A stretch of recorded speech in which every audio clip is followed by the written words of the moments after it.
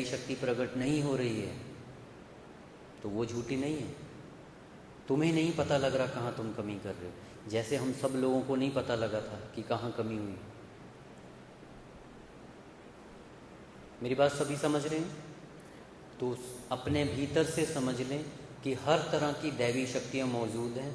आप जिस धर्म से आते हो, ठीक है, कोई भी धर्म से आते हो, मैं हर एक धर्मों का, कोई अपने धर्म, कई बार मेरे पास सभी धर्मों के लोग आ जाते हैं। इन चीज़ों से हम प्रॉब्लम क्या है, हमें विश्वास नहीं होता। हम लोग विश्वास नहीं करते शास्त्रों पे। कई बार हम लोग भटकते हैं, कभी उधर भाग, कभी उसने, किसी के कहने पे तो हम कर लेंगे। अब यहाँ से मैं कह दूँ कि आप ब्रह्म कवच का पाठ करो, घर में कोई दिक्कत है, जाप साप का करो, दिक्कत है, यदि यहाँ से पाठ लिया तो वो करो, आप देखोगे कुछ ही समय में। अच्छा, फिर कुछ लोग कहेंगे असीता जी रोज़ कर दें। पाठ करने से कोई मतलब नहीं है, और ये जो करता है वो जानता है कि वो क्या करता है।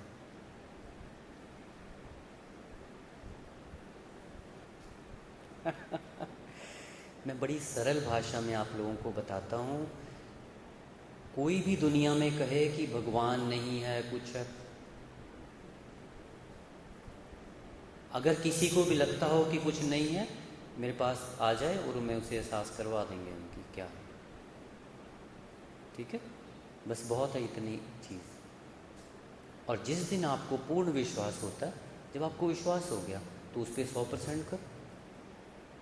इसी को अभ्यास कहते हैं। आप सच्चे मन से बैठ भी जाते हो, लेकिन 5 मिनट बाद आप देखते हो मन कहीं और भाग जाता है, कुछ और विचार कर रहे होते हैं। उसी वक्त हमें याद आता है ये कैसे भाग गया मन, आपका ही मन है ना, पकड़ो उसको। चलो, इसी में 1 घंटा बीत जाता है, 2 घंटे, दूसरे दिन फिर बैठो, फिर भागता है मन। लोग कहते हैं ना अभ्यास क्यों करें, इसलिए अभ्यास करना है कि मन भाग जाता है, लेकिन आप थोड़े दिन के बाद मन की क्वांटिटी बहुत कम रह जाएगी भागने की। ठीक है, इस चीज़ को करना है। और मैं चाहता हूँ कि जितने लोग मेरे पास आ रहे हैं वो समस्त रूप से, काम की मैं नहीं ज़्यादा चिंता लेता हूँ। काम किसी का भी अगर कुछ नहीं हुआ मुझे कह दो, लिख के दे दिया करूँ कागज़ पे। अभी मैं 25 के बाद मिलने का भी, बैठने का बनाऊँगा तो वो बता दें। ठीक है, कामों की चिंता नहीं, लेकिन मैं चाहता हूँ आपका ये जन्म आखिरी जन्म हो। आप इतने तृप्त होके जाओ, इतने विश्वास से जियो, प्रभु के शरण में जियो, आनंद से रहा करो। तुम नाचना भूल गए हो, थोड़ा पैरों से नृत्य किया करो। गाना भूल गए, हर समय काम काम काम में मत रहो। ये दुनिया कंप्यूटर की तरह हो जाएगी, सारी हो रही है। थोड़ा सा रिलैक्स होकर जियो।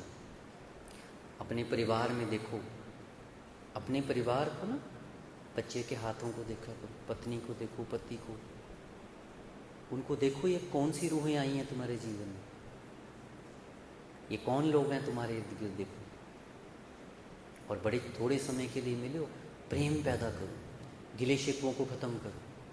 कई बार बड़े गिले शिकवे होते हैं, जिन को अपने परिवार में किसी से गिला शिकवा है, आज जाके उसके साथ बैठ जाना। मेरी बात को याद करके अपनी तरफ से, अगर कोई मनमुटाव है, अपनी तरफ से तुमने कह देना कि भाई मेरी तरफ से माफ़ी।